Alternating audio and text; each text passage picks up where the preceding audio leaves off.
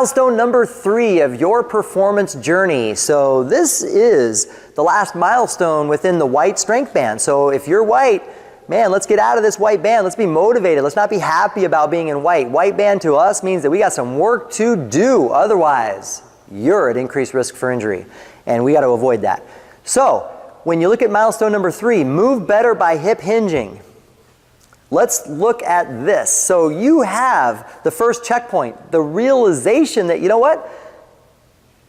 I don't move well. And quite frankly, I don't feel well. People who don't move well, they don't feel well. So that's the realization that you currently have. We would call it you have limited movement. You're not moving well. So when you look at the second checkpoint is an assessment. That assessment that we use is a toe touch. So standing tall, chest proud, arms extended, coming down, touching the toes. If you can't touch the toes, you may not have a hip hinge, and so thus you might be in milestone number 3. We might want to work on that a little bit to see if we can help you move better by hip hinging, which is the third milestone. So when you look at the third checkpoint, those foundational elements, we want to look at breath, we want to look at eating habits, we want to look at sleep and stress and your mentality and your conditioning. Are you moving? We want to look at all those things because they all interplay. Remember that? All those foundational elements all interplay. It's really tough to separate them out. If you're not sleeping well, if you're highly stressed, you are definitely not going to feel your best. You're definitely not going to look your best. I mean, it's all interconnected. So you got to put the pieces of the puzzle together, and that is the performance lifestyle, making sure that all the pieces of the puzzle are somewhat going in the right direction. So let's get into the next checkpoint. The next checkpoint is body work. So the body work with this particular milestone of move better by hip hinging, again, really falls in line with all of the neural resets. The body work that you do, neural resets are outstanding for that.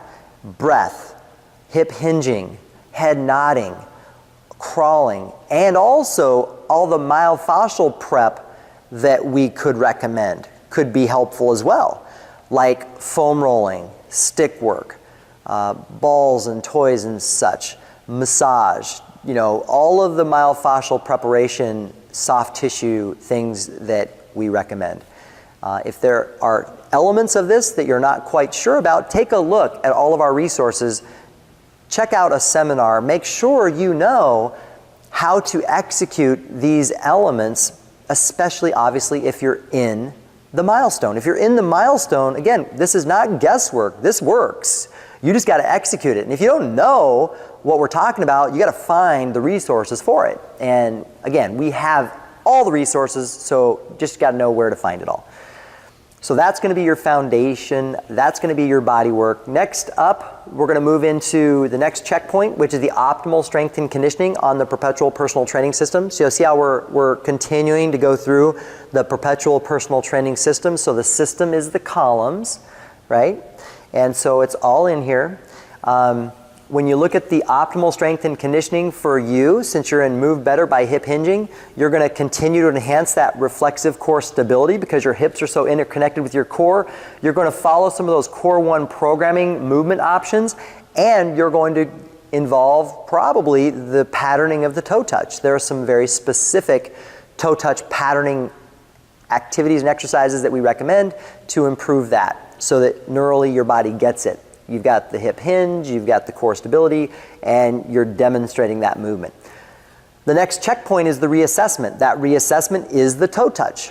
So we're duplicating the assessment so that we can see what kind of progress is being made. So that toe touch is then executed, and you're going to get to the point at some point down the line, whether it's one workout, whether it's a week, whether it's 2 weeks, whatever it may be, you're going to then be able to touch your toes.